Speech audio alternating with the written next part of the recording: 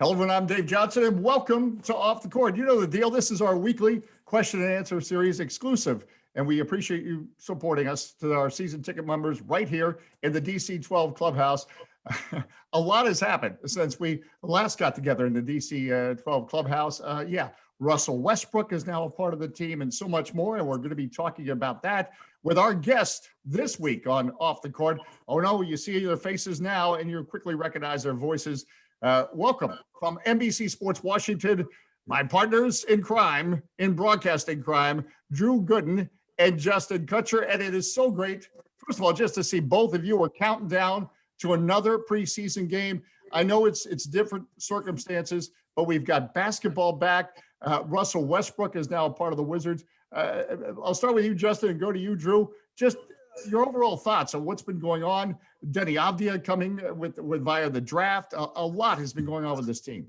Yeah, a lot has been going on, Dave, and it's great to see you and to hear you again. Honestly, the excitement around this team, the buzz around this team is something that I've been trying to explain to people. It's just different. And you've been around the team and Drew's been around the team longer than I have, but that Westbrook trade, it created a different type of energy, and not just, I think, in DC, but across the country. And then to see what happened in the opener of the preseason and what Denny did, going perfect from the floor, I think it created even more excitement. And let's be honest, I mean, they played without Beal, without Westbrook, without Bertans, Ish Smith, Jerome Robinson. And the Brooklyn Nets basically had their full team, and this team came back and had a lead in the fourth quarter. I'm pretty excited about what's going on. And again, as we've showed here, I'll get to you, Drew, in the DC 12 clubhouse. This is a problem. We've got a show with 3 broadcasters, so we're going to be here for 3 hours. We'll take you right up to tip off the Wizards Pistons tonight because everybody wants the talk. But this is a team that last year, played with so much joy, and it has just been a terrific offseason when you think about the draft and the acquisitions. And Drew, I want to just start with this question for you before you talk about the entire team. Think about Denny Avdia the other night. His debut, I know it's only preseason, and he's standing out there and he's seeing Kevin Durant and Kyrie Irving, and he doesn't miss a shot. Can you relate to that as a player in the NBA? Well, I could relate to that because I had a hell of a preseason opener my rookie year as well. But that was me doing 3 years of college under Roy Williams. And I always said, and I'm a firm believer, that the guys that we're starting to see, we saw it in Luka Doncic. We saw it in multiple guys that were drafted young that came from overseas into the NBA. It didn't take them that long to kind of get adjusted. And what we saw from Denny the other night was just something I expected. You got to remember, he was just playing a couple months ago professionally over in Israel. And I don't think he missed the beat. I don't think it was any type of signs of rust. Any type of signs of him needing to adjust to the NBA game. I think he's already a pro. And the plays that he made in that game, that preseason opener, showed me why he was drafted and why he was projected to be a top 5 pick. And fortunately, the Wizards got him at that slot later on after that top 5 had already passed. But I'm excited about this Wizards team, like Justin referred to. Those guys fought battle against, I would say, a full, healthy Brooklyn Nets squad against a depleted Washington Wizards squad. But there's a lot of excitement going on. We all hated to see John Wall leave, me included, being one of his former teammates. But I think there's more excitement than if you were going to tell me that Brad, John, and Scott Brooks were going to be leading this pack again going into this season. I think this is a breath of fresh air. I think for the fans, it's bittersweet because I know that they feel just like me. They hated John to leave, but they have Russell Westbrook, a former MVP, in return. And I think we're really excited. I'm excited. I know you guys are excited to see what the Wizards do this year. But we should mention that. I mean, you arrived with the franchise as John Wall was really, lifting this team to a new level. And while certainly we are going to miss John Wall and do miss John Wall, you don't get a Russell Westbrook without giving up something. But that period of time, no doubt, is part of the reason why you have a connection with the Wizards. And Drew Gooden, as you arrived here in this town, is this franchise is making a turnaround. Yeah, and me and John Wall always had a relationship because we had the same agent, Dan Fagan, over the years. So I always had a connection with John Wall, even though we were on the same team. And once, I signed that first 10-day contract with the Wizards, and ultimately turned the 10-day into, I don't know what year is this now, 7 years now. I feel like I'm part of DC. I retired a Wizard. I'm part of the family. And I hated to see him go, man. It was tough for me to see him go. But when you told me Russell Westbrook was in return, you could kind of get by it and look for the future. Yeah, and Dave, to that point, as kind of like, the newer guy, not having seen John play, I think for the fans, if they had made a trade and not gotten somebody back in return, the caliber of a Westbrook, then people would be like, oh man, we're just giving up. But getting Westbrook, who was third team All NBA last year, now you're going, wait a minute, we're not giving up at all. We're going in, and we're going in while still keeping it young with a young core as well. So I think they've been able to do a great job, Tommy Shepard in the front office, in mixing this together and giving the team and the fans hope that this is a win now organization, but also a win for the future. No, make a great point. And again, I can still feel calling John Wall's game-winning shot against the Celtics a few years ago. We thank him for all those wonderful memories. And also, as I've said before, he was not only first class on the court, but off the court. He lived in Washington, D.C. and contributed to the community immensely in Washington, D.C. We have questions from our DC 12 club members. In fact, a lot of questions were about Denny's first preseason game because 6 for 6, that was pretty impressive. But obviously you mentioned Denny. We'll start with, we'll go to you, Drew, and then get your take on this, Justin. Who do you think will be the breakout player for the Wizards this season? That's the question from our DC 12 club member. I'm beginning to see it. I have two candidates right here, but I'm always going to say Thomas Bryant because I think he could provide a lot more. Even though he does such a great job now, I think is another layer that he can tap into. But I look for Rui Hachimura to have a breakout sophomore season. I mean, he had great rookie numbers for a rookie. He looked great at times in the preseason opener against Brooklyn.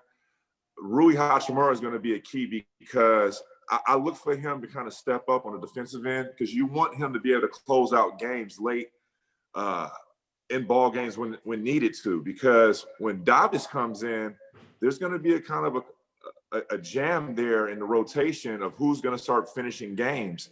And you hate to have Rui Hachimura being the odd man out sitting towards the end of those crunch time, those nail-biting games. So if that's the reason, Rui Hachimura is going to have to step up defensively. He's going to have to guard the best guy on the floor at all times, in my opinion, if he wants to close out late game situations. If not, if he cannot step up and be that guy, we probably won't see him finishing out late game situation. Davis will be in replace at that stretch four position. I'm going to say one of two guys as well. I think Rui Hachimura is one of them. And the question is, will his scoring go up? Will you be able to see the statistical improvements from last year to this year? I don't know, because you got Westbrook now, you added a scorer, you added a rebounder. But again, as Drew said, defense is going to be key for him. And does he just, finish strong? We saw against Brooklyn, he had those dunks. He went up strong. They were impressive. You want to see him do that. The other name I'm going to throw out there, you guys are going to think I'm crazy, but hear me out. It's actually Bradley Beal. And the reason why I say that is because with the acquisition of Russell Westbrook, I believe Brad's star status is going to take a leap. I think Westbrook is going to bring a buzz around this team from the national perspective. And all of a sudden, when we were all talking, Brad should be an all-star, Brad should be all NBA, that was us talking. Now you're going to have all the national people seeing him and talking about him and realizing how great he is. And so while his game may not take that next step, in the national landscape, it will. And I think his field goal percentage will go up because he's not facing double teams, triple teams, box and ones. And that's where I think he could really break out. That's a good point. And Drew, I see you nodding your head. I mean, as much as we're talking about what's new with the Wizards, oh, by the way, Bradley Beal is not, as Justin just pointed out, not done elevating his game. Yeah, it's an excellent point, and me and JK talked about this. Just think about the past Russell Westbrook teammates he's had. Kevin Durant. Kevin Durant was able to flourish with Russell Westbrook at point guard. Paul George, when he got to Oklahoma City, had a career high in scoring average alongside Russell Westbrook. When Russell Westbrook went to Houston with James Harden, they said they weren't going to be able to coexist. There wasn't enough balls to go up. And therefore, what does James Harden, what does he do? He has another career high in his scoring, averaging 34 points a game. So his scoring average actually goes up with Russell Westbrook. So that's a great point JK has brought up, that I believe Bradley Beal's going to have an easier time scoring the basketball alongside Russell Westbrook. And then I think winning cures all of Bradley Beal's issues of not making an all-NBA team, not making an all-star team. When you throw Russell Westbrook in the mix and how he sets the tone, not only just in practice, as we've been hearing all the reports, but in the game, he's going to hold a lot of people accountable to a certain standard. So I think that's going to be great for Bradley Beal to kind of have a veteran guy that's ready to help him lead and get better. You know what else is, as I made the point about this, was a team, and I'll get your guys' take on it, that it was just a joy to cover last year because they just played hard. They played hard every game. And it reminded me the other night against Brooklyn, it was the same thing. And we're going to see when Ish Smith gets back and he's healthy, he'll play hard. But, Garrison Matthews specifically reminded me of that. He's not a player that's going to be in the rotation, but he's not afraid to take on anybody, take any shot in any situation. And I'll start with you, Drew, but speak to that culture, because this really feels like Scotty Brooks's culture is coming to life before our eyes, because he was a gritty, feisty player. And this is what this team is also about, as much as we talk about the star players. Well, I'll tell you what, on offense, the Wizards have no issues. I think they have a great offensive scheme on a nightly basis. They can score at will with anybody in this league. My concern, like it was last year, is defense. I mean, the Wizards gave up 68 points in the first half, and it's almost, you don't want this to turn into a broken record. You don't want to get comfortable seeing this again. And I don't care who's out there. I don't care that Russell Westbrook is not out there, Bradley, but I don't care who's out there. 68 points to 70 points in the first half is unexcusable. So I would like to see the team as a whole buy in to the defensive principles that Mike Longobardi, the defensive coach under Scott Brooks, has implemented into this system. I like to see everybody buy into that system and execute that and just play their hearts out. Play just as hard as you do on offense, on defense. You know what? The Wizards have great problems. They play offense so well that they might just have to play a little bit of defense to win ball games. But you can't show up and not – you probably can't just show up and not play any defense and win ball games. Yeah, and I agree. I think if they can get some wins under their belt and make some stops, I think all of a sudden that confidence grows. But the culture that you speak of, Dave, I saw it really from day one last year, just going to preseason and watching, and I'm like, this feels almost like a college type atmosphere. The guys were so young, but they were coming together, and there was a joy about it. And I think a lot of fans maybe missed out last year on seeing how much fun it was to watch this team play. And last year we talked about the sum of the parts was greater than the individual parts. I mean, they would go 10, 11 deep. The second unit was among the best in all of the NBA. Now, I think they're still as deep, if not deeper, and you add a star in Westbrook to help out with Beal. So I do think that this team is going to be vastly improved. The culture is going to continue to improve. I mean, I thought I was so lucky last year being my first year and being around these guys and having Scott Brooks and Tommy Shepard and how nice the guys were to all of us. I think it's going to be even better this year. They're going to take last year, grow on it, and having Westbrook come in and infuse his energy, it's going to be a real positive. Well, we appreciate everybody visiting with us at DC 12 Clubhouse, counting it down to a Wizards preseason game, which you can see on NBC Sports Washington. And we have a number of questions about the broadcasting and what you do with that. But before we get to that, we do have one question for Drew. from a season ticket member, as someone who played against Russell Westbrook, what are you most excited for him to bring the Wizards to the Wizards? We've touched on Russell Westbrook, but you're actually on the court competing against him. Do you have any stories, thoughts, or what do you expect? Yeah, I have a story about Russell Westbrook, and it involves John Wall as well. So 6 degrees of separation. But there was a play one time while I was in DC. I think maybe it was my second year here or third year, my last year here, and we're playing Oklahoma City, and there was a loose ball, and me and John went to go on the ground. But we were both standing up still, but we went to bend over and grab the loose ball. And when we both put our hands on the ball, we were gonna go retrieve. We were both gonna retrieve the ball at the same time, and I was just gonna give the ball to John Wall. Russell Westbrook comes out of nowhere, sticks his arm in between me and John Wall's, and just snatches it from us and ran the other way. And I was all like, yo, he just took the ball from 2 grown men. Like, it was like that's how, like, his strength. I don't think people understand pound for pound how strong Russell Westbrook actually is. His training, his off-season training has been mythical. It's almost legend. The 3-a-days, not 2-a-days, but 3-a-days, the beach training. I think the intensity level of Russell Westbrook is one thing that people, I think they have a clue, but behind closed doors, you can only see it either in the game or in live action. So that's one thing I look forward to in Russell Westbrook. But that's definitely a story that I remember. Russell Westbrook babying me and John Wall taking that basketball. Well, Russell Westbrook, he is a winner and a competitor, and that there was a great story from that. We're visiting with Drew Gooden, also Justin Kutcher from NBC Sports, Washington, the DC 12 Clubhouse.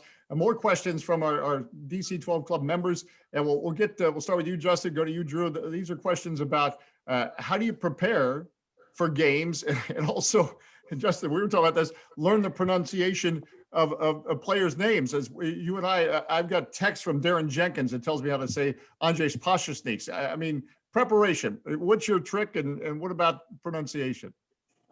Preparation, I get my rosters, my boards done. I have certain notes. I'm a less is more type person. I know some people have stories and stats all the way. I try to put both teams on one sheet of paper, and this way I can see and look down and glance.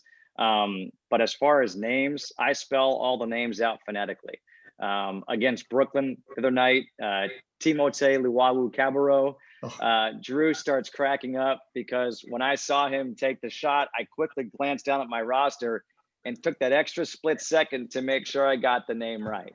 And a lot of these names are hard, but not like terribly hard. You and I, Dave, again, you have that recording. I had a different recording, and it was Paszczniks. And so I'm like, I don't know what's right. So we try to stay consistent. And I always try to go to the players and ask them. Like Davis Bertans, I went to him last year. Bonga, I went to him. All these guys I try to go to individually and have them say it to make sure I'm saying it correct. Yeah, and the other night with Kurucs, if he got on the court with Luwawu-Cabarrot, that's a whole other story. Drew, your take on preparing for what has become a very successful second career for you in broadcasting. I just try to take it from a player's perspective, just using all my wisdom and experiences as a player, trying to relate to the guys and the team at that moment, and then just analyzing what's happening in front of me at that time in real time, and just giving my perspective and giving my analysis. Simple as that. But when it comes to pronunciation of names, I kind of let JK handle that. I kind of stick with the first name, and if I get comfortable about game 5, game 6, after I heard it a couple of times, then I'm just now getting Giannis Antetokounmpo. You know what I'm saying? It took me 7-8 years. So it takes me some time. But I'm always notoriously known for giving out nicknames. So I'll just stick with the nicknames and go from there. Yeah, and sometimes players change their names. Maybe you're going to become Drew Gooden or something. Well, maybe we'll Exactly. we'll change your name. Again, a lot of questions here from our DC 12 Club members. We appreciate that. For Drew, we'll throw this out to you. Other than the epic suit you wore What do you remember most from the night you were drafted to the NBA? Wow. I just remember when my name was called. With the 4th pick in the 2002 NBA draft, the Memphis Grizzlies select Drew Gooden from the University of Kansas. Walking up the steps to the podium and to go shake David Stern's, RIP, his hand. And all I was thinking was, do not trip. And I never walked that carefully upstairs in my life. And it was only like 4 or 5 steps to get to the platform, to the stage. I remember that, and then shaking his hand. And then as soon as the interviews were over with, I was like, hey, I got a draft party lined up in New York City. It's time to go. So it was a blur, but at the same time, it was my dream come true, and I lived it in real time. I've watched the draft over and over as a kid up to that point. I continue to still watch the draft, and to be able to experience that feeling of, you know, having a suit on, being drafted in the top 5, going to shake the commissioner's hand, and going into the NBA dream, you know, it's something that words can't explain. It's a feeling that you can't explain. But I'm happy to every year. It's two things. It's memorable. Me, remember walking across that stage and getting to feel what those guys are feeling now. And 2, I'm always going to see the top 10 worst draft suits of all time. And it's me in the top 5 in that as well. So those are the 2 things I look forward to draft day. And by the way, and 3, whenever he watches Austin Powers, he's like, man, that looks like me with Dr. Evil. Bad suit, JK. Just a bad choice. And you that can was tell out back in 02, early 2000s. You can tell Justin and Drew have a chemistry, because when Drew said that 1, 2, Justin added a 3rd one. So I know that banner is going to go on all season long. Drew was just talking about giving players nicknames. Justin, somebody pointed out, you know, you come up with such great nicknames like the Mensch off the bench. How do you come up with your nicknames? So Drew actually called me out on this one. I'll be honest with you. I don't really come up with nicknames, but my brother-in-law, Nate Bortnick, who's done stats for us, he's a diehard Wizards fan going back to the Bullets days. And the night of the draft, when the Wizards drafted Denny Avdia, he starts texting me like, oh my God, this is great. This is great. A few days later, he sends me a text that says the Mensch off the bench. And I start cracking up, and I'm like, oh my God, that is phenomenal. I'm like, especially around Hanukkah, I'm like, this could be great. And so I just kind of had it in my head. And when he hit that shot, I was like, we've got to use this. And I went with it, and it worked. And you know, I got a report back from Denny that he loved it. So whenever that happens, I'm excited. And also I threw it out to Drew, and this is also courtesy of my brother-in-law, but to nickname Denny the Wizraeli. And I think that would actually work pretty well. Wow. Hey, I tell you what, Dave, all he needs to worry about right now is copyright issues on his material. Actually, I'm talking to a lawyer after this call. Yeah. Something tells you this off the court is we're going to start selling T-shirts. Now we come into a T-shirt information. Those are great names, and again, great questions. This for both of you, from one of our season ticket members, and we'll start with you, Drew. Who would you say is the one person in your life who has influenced you most? It can be professionally or personally or both. Wow, it takes a village to become successful in anything you do in life, and shouldn't always just be one particular person. But my father, you know, the more and more I get older and look back at the circumstances of just growing up, always having that question mark of what are you going to do later on in life, and the guy that actually guided me through all of that was my father, who is actually still living. And I tell him that every day as much as I can. But it took time. You know, when I got drafted, I thought it was me who did that. You know, I didn't think it had anything to do with my parents or my friends or teachers or, you know, my support group. I thought it was me who did that. But as the years go on, you realize, and actually really when you become a parent, you have kids of your own, how hard it is to actually be a parent. you start bringing that in realization. So I would say my father. He was a huge part in my success, not only on the court but off the court. I think every day you realize, boy, Dad was right. As you Yes. I think I said that about 3 times, and that was just today. Justin? Yeah, right. You know what? I would say that it's not just my dad, but my mom. Both my parents have had a huge influence on me. To this day, I talk to them every day. They have become diehard Wizards fans. They watched every game last year. They'll watch every game this year. I talk to them before games, after games.